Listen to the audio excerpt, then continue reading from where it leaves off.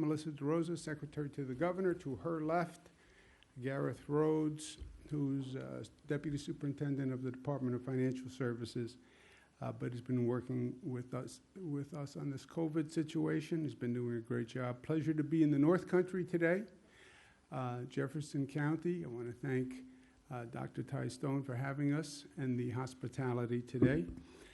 I wear a mask. Apparently it doesn't say anything. You don't see any words on it. But when someone wears a mask, it says to other people, I respect you. I respect your family. I respect the work of our frontline heroes, the nurses, the doctors, etc. And I wear this mask to protect you and your family because I respect you. It's a sign of respect. And all New Yorkers, I believe, should do it. Let's talk about the facts today and the situation we're looking at today. Number of hospitalizations are down again, so that is good news.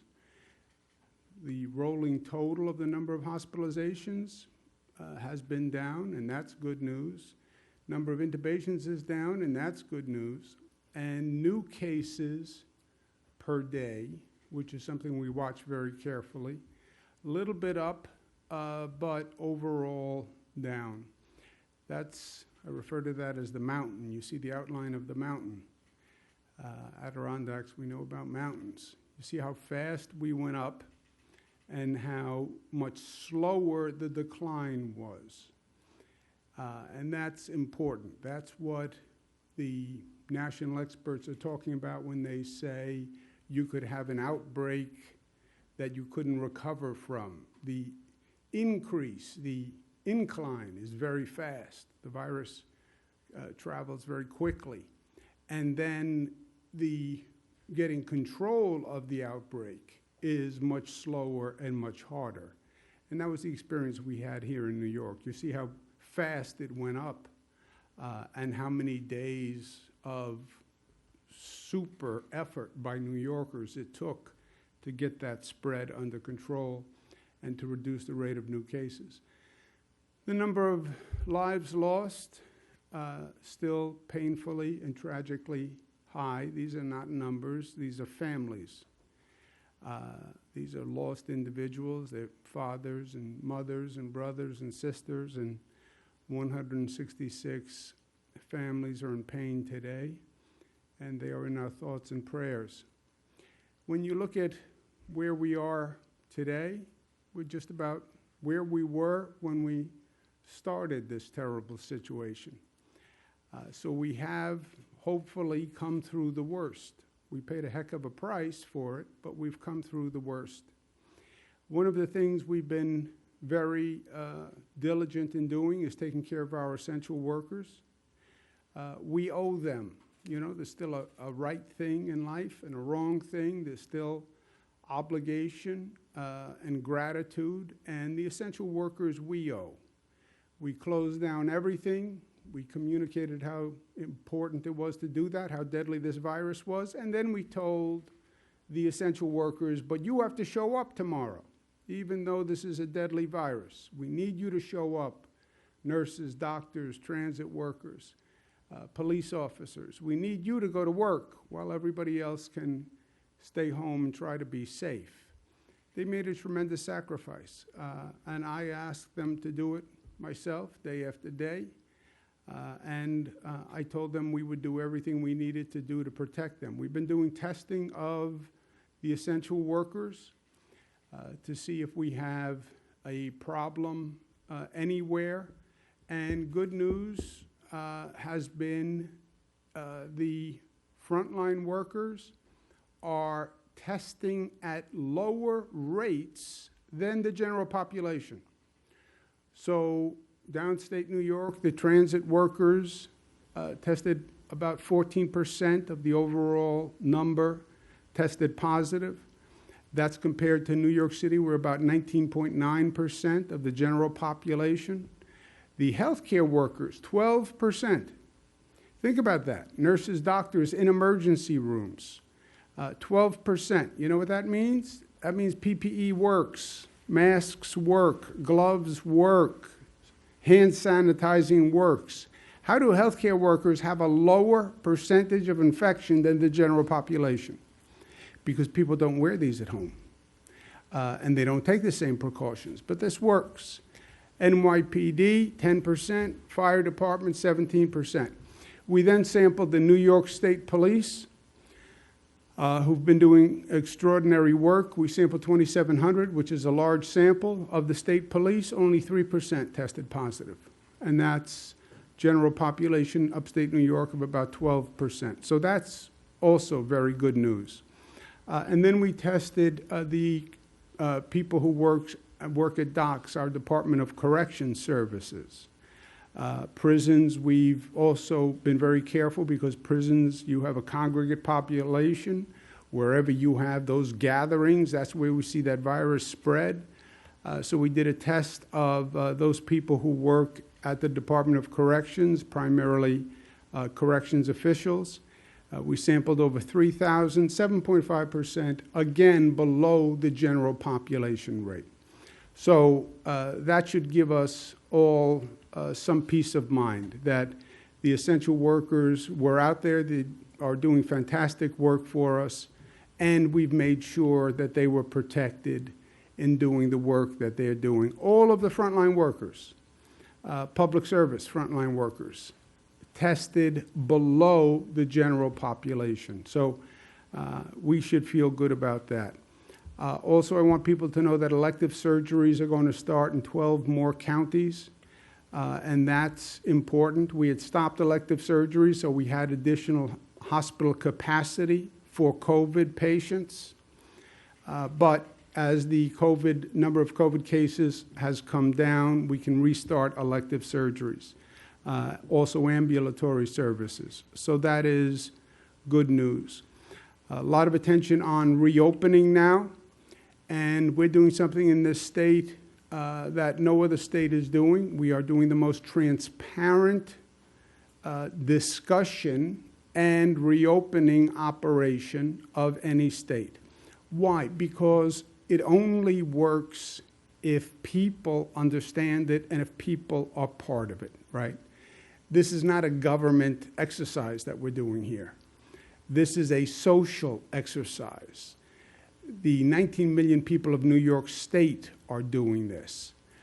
And the best I can do is give them the information, and I believe in them, and I believe in the people, and I believe when they have the right information and they trust the information and they know the information is actually factual as opposed to some type of political jargon, they will do the right thing.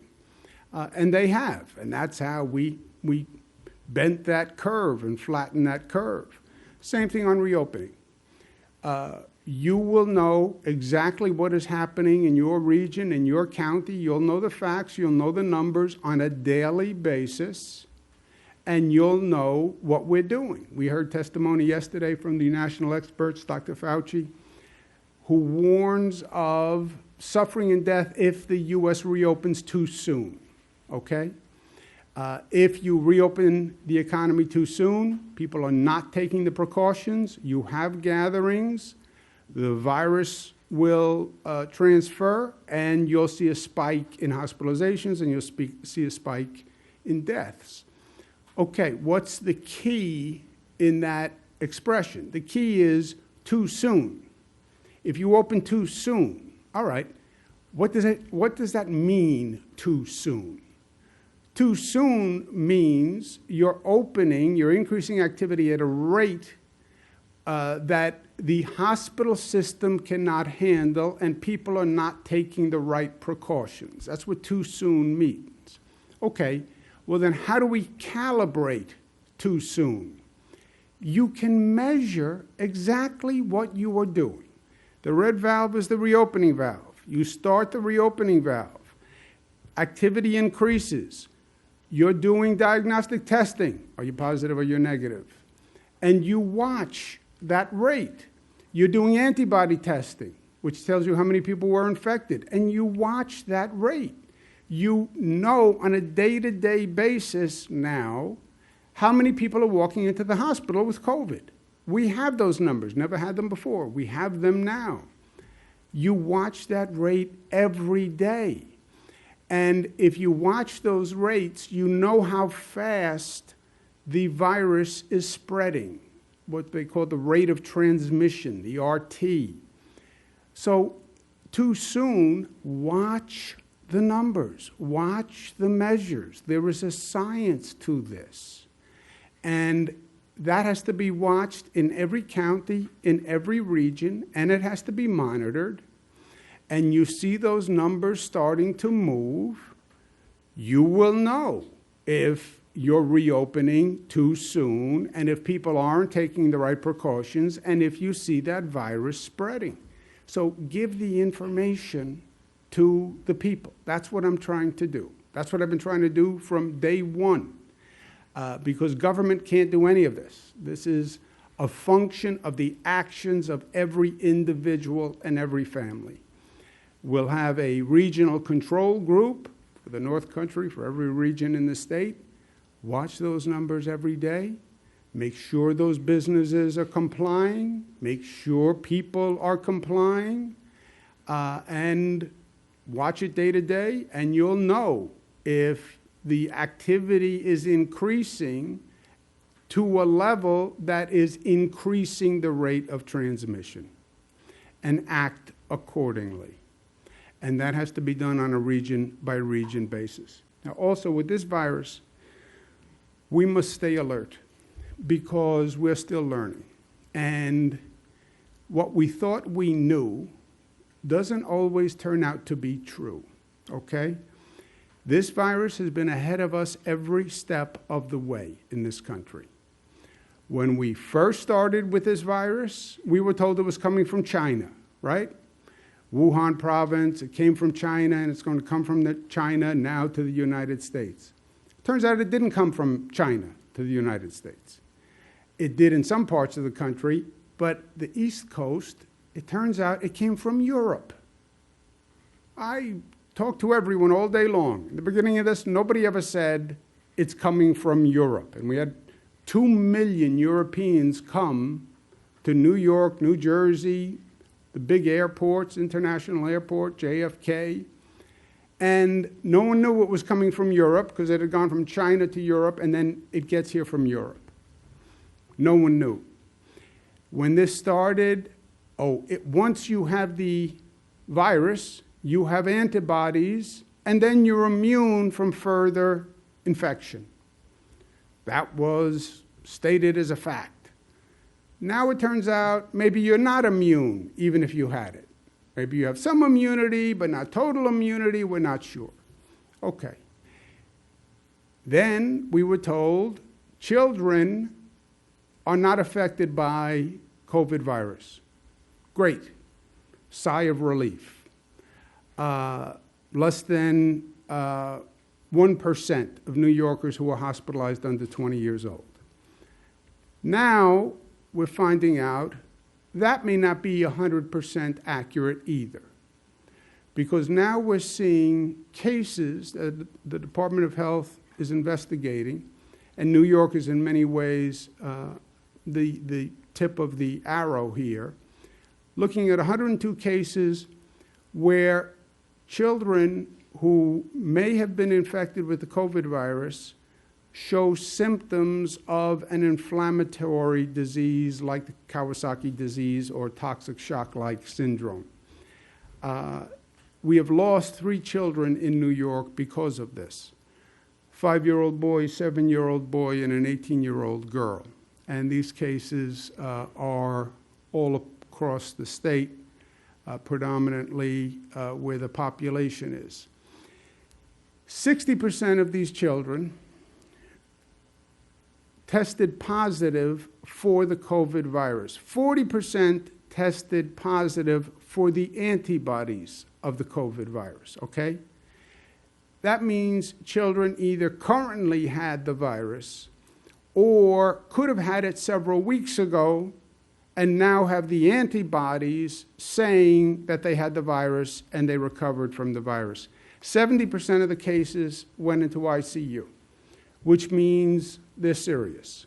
When you go into intensive care, it means it's serious. 19% resulted in intubation, which means they're very serious. 43% of the cases are still hospitalized. On the age, when they say children, it's across the board. It can be under 1 year old. It can be up to 20, 21-year-old. Majority between 5 years old and 14 years old. It affects children of all races. And it's not just in New York. The Department of Health sent an alert to 49 other states. Dr. Zucker has been leading this conversation nationwide. 14 other states are now investigating cases in their state for possible inflammatory disease for children related to COVID. 5 European countries are now looking at this. Because it happened after the fact and does not present as a normal COVID case, it may not have been initially diagnosed as a COVID case. COVID cases are normally respiratory.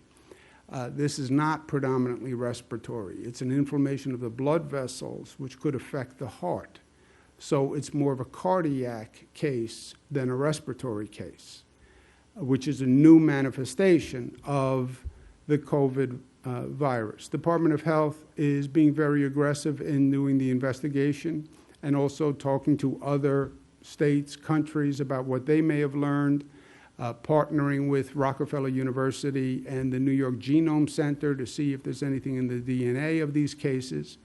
But parents have to be aware of this. The predominant signs: fever, abdominal pain, skin rash, other symptoms, change in skin color, difficulty feeding, trouble breathing, racing heart, lethargy, irritability, or confusion. So it's a wide array of symptoms, as you can see, which makes it even harder for a parent to know exactly what they're dealing with. If your child has been exposed to someone who had COVID, even if it was several weeks ago, that is a special alert in this situation. Department of Health has told the hospitals in the state to prioritize COVID testing for children who come in with any of these situations. And if you want more information, this is the health site to go to. Now, as a parent, I can tell you, this is a parent's worst nightmare, right? To have a child, we thought that children were not especially affected by the virus. To now find out that they might be, and it might be several weeks later, this is truly disturbing. So we raise it because it's something that parents should be aware of. We're still finding out more about it. We're working very aggressively. The more we know, the more we'll communicate. For now, everything we know is on that website, but if parents say, you know, should I be concerned? You should be aware. You should be aware. First job is to protect our children. My baby is 22, not really a baby anymore, she likes to tell me. She's theoretically, this is 21 and below, she's 22. Maybe I have nothing to worry about. I still worry because that's what you do as a parent. You worry. I tried to get her up to come with me today, Michaela, 22 years old. You think you have any power in life? Try to get a 22-year-old out of bed at 7:30 in the morning, and you will quickly come down to earth about any expectation of anything. But go to the website in the meantime. New York State, I'm proud of what our people have done, and we're proceeding with caution and with intelligence. We also need help from Washington. I understand the federal government has said, you know, it's up to the states, it's up to the governors, great. But we need help to make this happen. And we need help from Washington. I think that the decision or realization that it should be done state by state makes sense. But it doesn't mean the states are on their own either. And we need federal legislation. We need what's called state and local aid. Our state budget, our state economy has suffered. We have a significant funding gap. and states need assistance. New York has about a $61 billion funding gap, which is a very, very serious funding gap. Who does the state fund? If we don't have funds in our budget, what does it mean? States fund local governments. We fund police, firefighters, and schools. If our budget doesn't work, who gets cut? Police, firefighters, schools, local governments. The very people who we need to fight this virus, and the very people who we all call the essential workers and the heroes who have been doing a great job. Then how do we not give them the support that we need? We also need funding for state testing. Everyone says the key is testing. The key is testing. By the way, this is a tremendous operation to put in place. This will be millions of tests in New York. Tracing, never been done before to this extent. It's going to be thousands of people who have to do tracing. We need funding for that. The Washington bill should finally provide a real economic stimulus that helps this nation rebuild. Every president has talked about the need to rebuild our infrastructure, our roads, our bridges, our airports. Every administration does a report. The bridges are falling, the roads are crumbling. Our country doesn't build airports anymore, which it doesn't. We're building a new airport in downstate New York, the LaGuardia Airport. First new airport in 25 years in this country. How can it be that we haven't built a new airport in 25 years? You fly around the world and everybody's airport looks amazing. It's like a shopping mall, hotel, entertainment complex, and then you come to an airport in this country. You need to stimulate the economy. You need to create jobs. Do what every president has said, but none has done, Democratic and Republican. The bill that was introduced yesterday has something that's very important to many states. It repeals what's called SALT, S-A-L-T, the state and local tax deduction. This was a tax change made 3 years ago in Washington. It increases the taxes of homeowners in certain states. New York is one of them. It costs New York State about $29 billion per year. State of Massachusetts, $11.8 billion per year. It also affects New Jersey, Connecticut, Maryland. That is repealed in this bill that the House put in. It's the single best piece of action for the state of New York. And we have representatives who know this very well in Representative Lowy and Representative Neal. I applaud them for putting it in. They have to make sure it's in the final bill, because the only thing that matters is what's in the final bill. But that is good news in this bill. And the need for state and local aid, this is not a Democratic-Republican issue. You have Democratic governors, you have Republican governors. All governors will say they need assistance from the federal government. The governors work together in an organization called the National Governors Association, NGA. The chairman is a Republican, Governor Hogan from Maryland. I'm the vice chairman, Democrat. Governor Hogan and I did a joint statement on behalf of all the governors saying, we understand what we have to do, we're prepared to do it, but we need help from Washington, and we need that state and local funding. So this is not a partisan issue. Something else that Washington has to do, which is very important. Special interests always rear their ugly head. And these bills that are coming out of Washington, they have a lot of funding to get the economy running. A lot of money for big businesses, and a lot of money for millionaires, and a lot of money for large corporations. I fear what is going to happen is that corporations are going to use this pandemic as an excuse to lay off workers.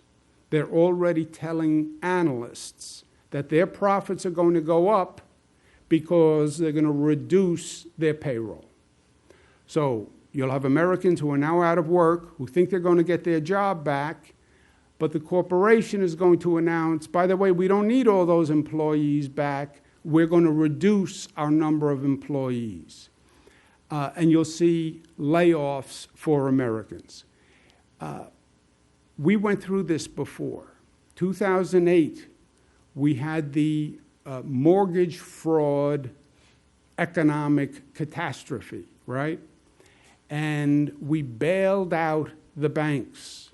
I was Attorney General at the time. So many banks took the bailout from taxpayers and then gave themselves bonuses or gave their employees bonuses with taxpayer dollars. And as Attorney General, I had to bring actions against these corporations to get the money back. How absurd. They create a financial catastrophe in 2008 because of these mortgage scams and mortgage frauds. Taxpayers bail out the corporation. They turn around and use the money to give themselves a fat paycheck, when they're the ones who caused the problem in the first place.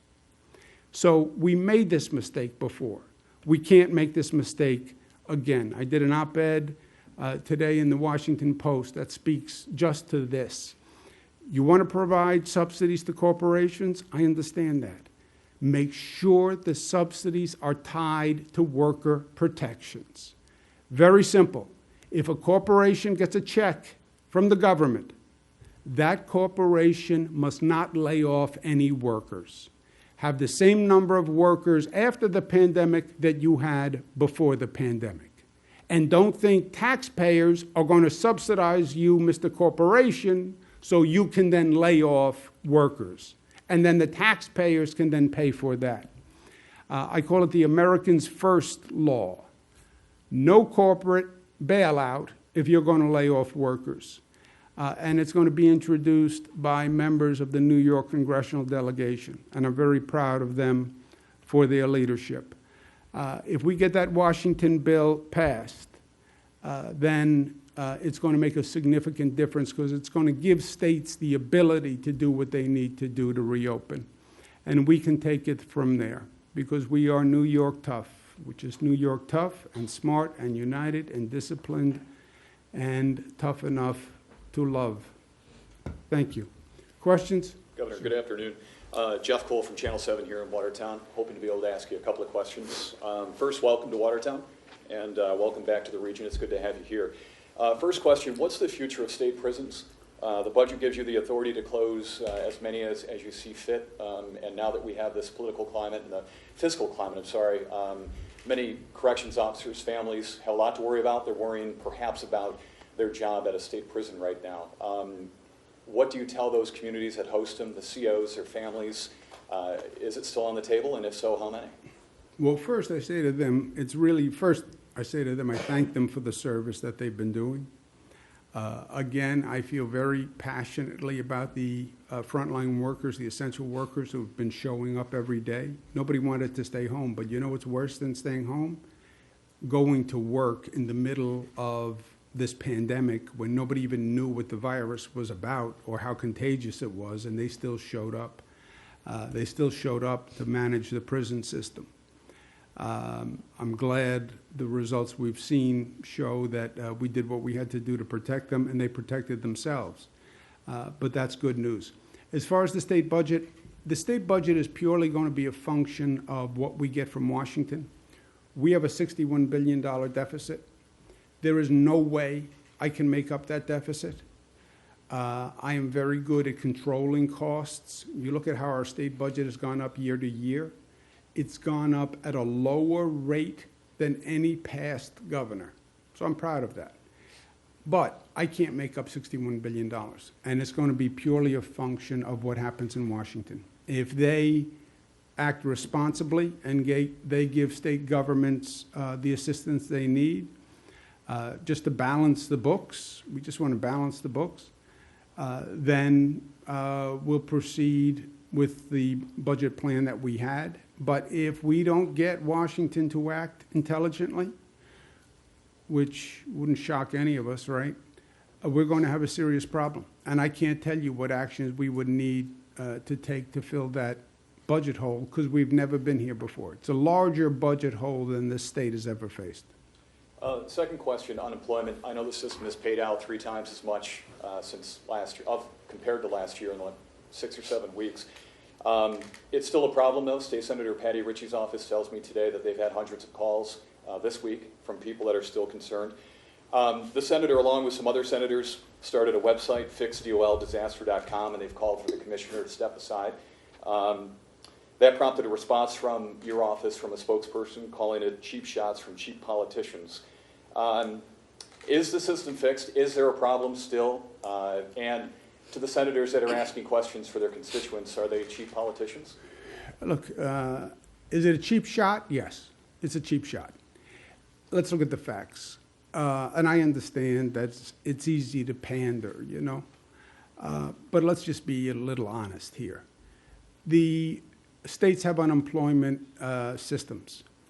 The state's unemployment systems, because it's not New York, it's every state across the country. You know, we tend to think we're the only ones in New York. I talk to all the governors periodically. Every state is having a terrible time with this.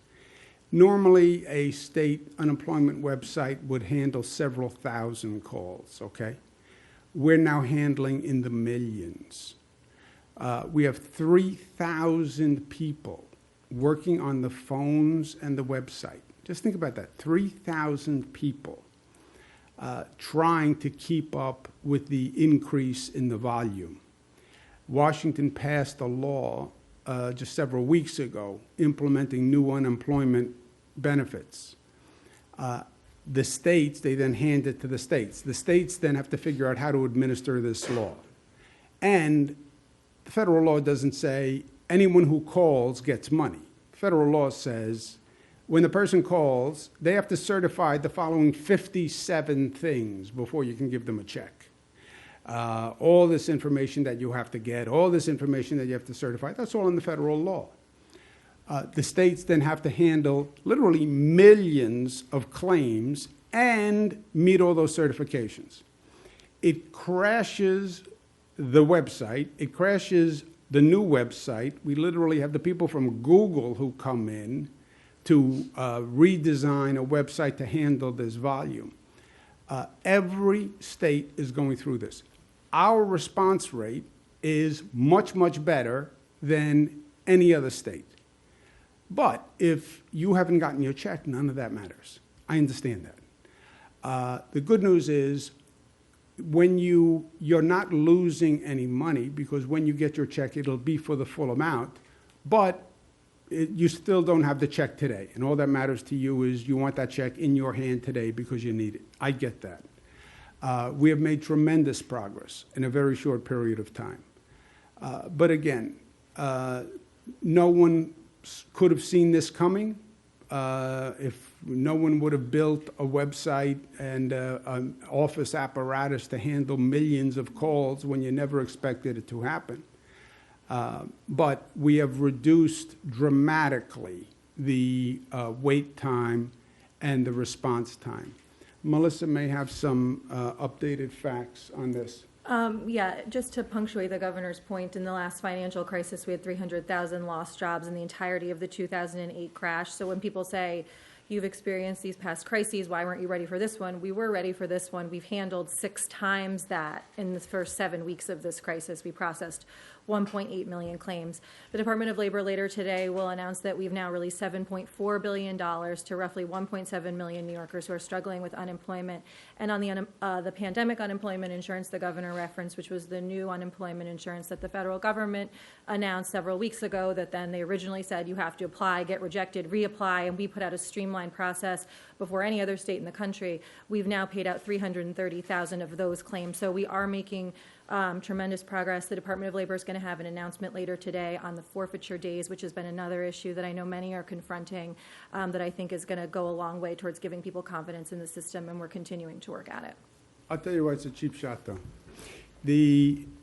First, everybody knows, nobody could have expected this, and when you have 1.8 million claims, when in 2008 you only had 300,000, right, which was the last fiscal disaster, financial disaster. 300,000 in 2008, this is 1.8 million. What's going to happen 2 months from now?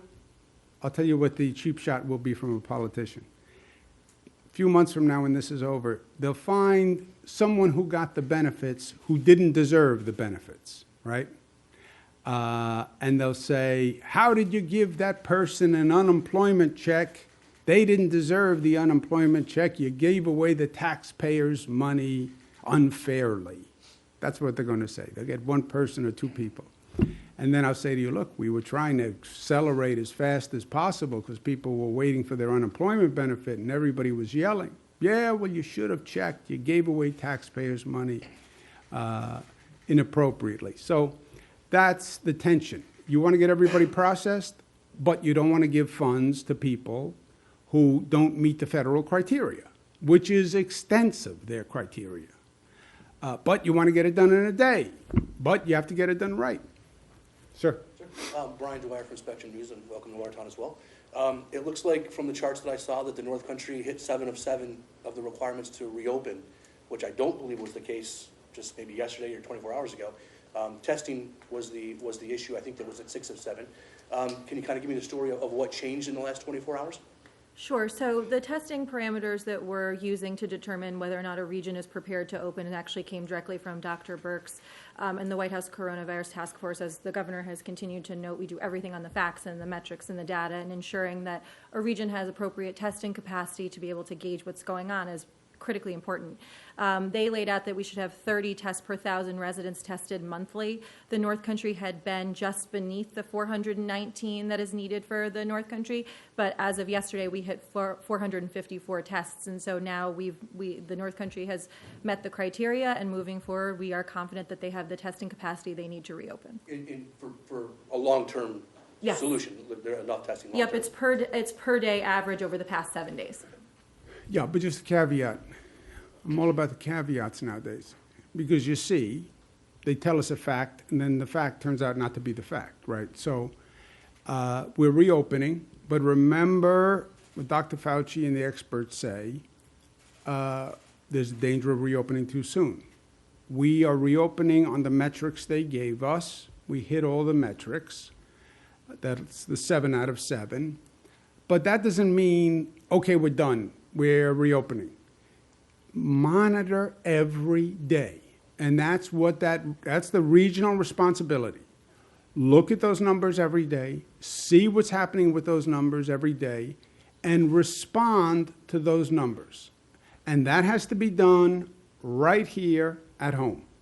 And that's the responsibility of every county and every person. Wake up, have your coffee, go online, look at those numbers. Because that is a function of what people do. And that has to be watched every day. And you have to calibrate your level of activity by every day. So it's not, okay, we were reopened and now we're reopened, period. You're reopening as long as it's not too soon and it is done right. People get cavalier, people get cocky, people get arrogant, they forget the pain we just went through. We'll be right back in the same situation. Is it possible for the numbers, because I know that yesterday they were 500 or so tests short. Are there now enough tests in the North Country to guarantee that number doesn't go back below? Yep, we're working with the county leadership to make sure that they have the test kits and the reagents they need to stay above that 419 number. Once you have the testing capacity, you won't lose the capacity, or you shouldn't lose the capacity. It's not what those tests say every day, right? That's what you're looking at. You're looking at how many tests positive, what's happening on the hospitalization rate. And that's how you're monitoring whether or not you're making progress or you're going backwards. Governor, Julie Ritchie with North Country Public Radio. As you know, the North Country houses a large portion of the state's inmate population. You mentioned earlier in your briefing about testing of correctional officers, but right now the state's only testing about 1% of inmates, and we have an outbreak at least at one of our facilities up here. Is there a plan to test more inmates and to prevent further outbreaks in the prison population? Yeah, and just let's put the context. We are ramping up testing all across the board, right? That's what everyone says, ramp up testing, ramp up testing. I'm asking for additional funding to ramp up testing. North Country just came up to the standard of testing they need. And test special vulnerable populations, nursing homes, nursing homes, nursing homes, COVID, children presenting inflammatory syndromes, essential workers, and the prison population is in that category. You need more tests all across the board, right? We're testing nursing home employees twice a week. We're trying to increase testing for nursing home patients. So you need more testing across the board. As we get more testing capacity, then we can do it in all the vulnerable populations, including prison population. And as that gets expanded and as we have more testing, we make those results available. And when we have a problem, we respond to it. I don't know what the next wave of testing, I don't know if we did the next wave of testing. Do you have any update on that?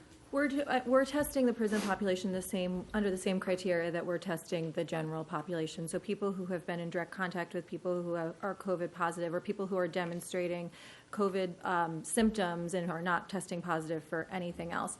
At this point, there's been 445 who have tested positive within the prison system. 306 have recovered. We're monitoring 113. I don't know the specific outbreak you're referencing. I will look in Green Meadow, so I'll look into that as soon as we're finished this and get you a more specific answer back. But if there's more testing that's needed because there's an outbreak, of course, that will be ramped up. And the prisons have done a great job so far in terms of making sure everything is properly disinfected, getting hand sanitizer to the prisoners, and making sure that everything is being sanitized after every meal, after showers, et cetera. So they've done a tremendous job, the corrections officers, under very difficult circumstances. But as we continue to increase testing capacity, as the governor says, we will increase it across the board, including in our prisons. I'll tell you, I was shocked at how low the infection rate was for the correction officers. Less than the general population. And they're in the prisons, obviously, all day. And you can't avoid contact with prisoners when you're a prison guard. So it speaks very well of the correction officers, but it's also an insight into the prison population because, and we'll check the specifics, but if you had a significant problem in a prison, you wouldn't have that low a number of the correction officers' infection rate. And we didn't see any deviations in those rates. It was uniform across the board. On Fort Drum, they're relaxing restrictions a little more quickly than the state is. They've opened up barber shops again this week and the fitness center. Does that undermine or conflict with what the state is trying to do when you have this large population here in Watertown moving a little more quickly than what you've laid out? Look, I hope they're right. I hope they're careful, right? You have a lot of states that are moving quickly. I understand the pressure. I feel the pressure. I get it. I get it in stereo. I get it. I understand it personally. I understand it socially. I understand it economically. And as governor, the state is taking a terrible beating every day. That economy is slow, right? Because the state budget is just a function of the overall economic budget. And I don't know what Fort Drum is doing in particular, but look, the CDC came up with guidelines that said, the federal government said, and this is a federal government that's very aggressive about getting the economy going. And that federal government came up with CDC guidelines that said, don't start to open unless X, Y, and Z. And some states are opening even though they didn't meet X, Y, and Z. I don't understand that rationale, right? No one says that the president isn't very aggressive about opening the economy. His agency, the CDC, said you have to hit X, Y, and Z. So I'm saying we have to hit X, Y, and Z. That's our criteria, basically.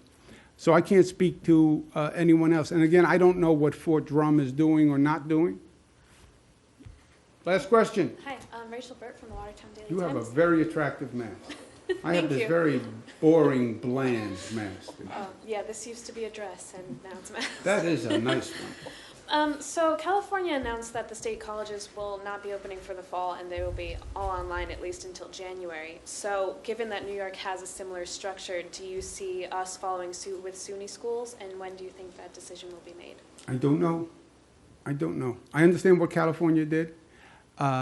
This situation changes my perspective is the situation changes so fast, and the facts change, and assumptions change, and everything changes. Where are we going to be in September? I don't know.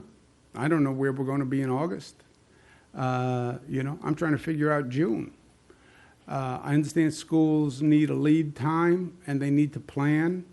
We've told our schools, plan on how you will reopen for the new normal.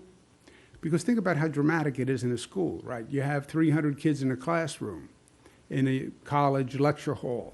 Okay, now you can't have 300 kids in a lecture hall.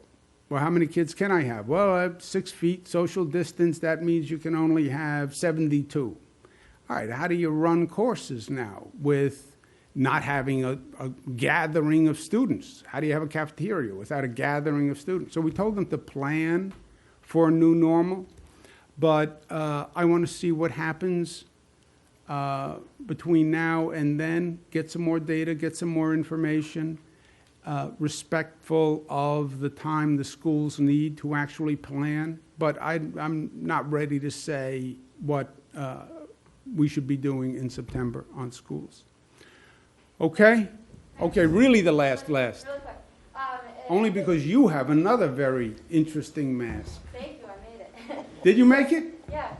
So starting with the requirement for nursing homes to be testing employees 2 times a week, some local officials here expressed concern about not being able to have enough tests to be able to do that. Does the state plan to supply the test, or what do you do to help in that situation? Yes.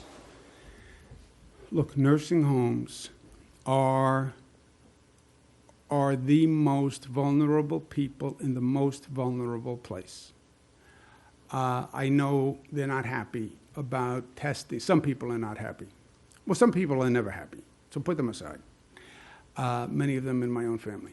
The next group, I know many people are not happy that we said nursing home staff has to be tested twice a week. This is the most vulnerable population. And if you only test once a week, let's say the test is on Monday, that means somebody could get infected Tuesday and go to work Tuesday, Wednesday, Thursday, Friday, Saturday, Sunday, and infect people. So twice a week is not that dramatic. We will help them with the number of tests. The test will be no cost to the employees. And yes, it's a inconvenience. It's a pain in the neck, but we'll help them get the tests. And it is an extra activity. But I think, look, we have to be able to say, we did everything we can, right? We have to look at that death number every day. 166 people died. The only way you put your head on the pillow at night is you say, I did everything I could. They had a hospital bed. They had the best nurses. They had the best doctors. They had ventilators. They had the best treatment. We did everything we could do.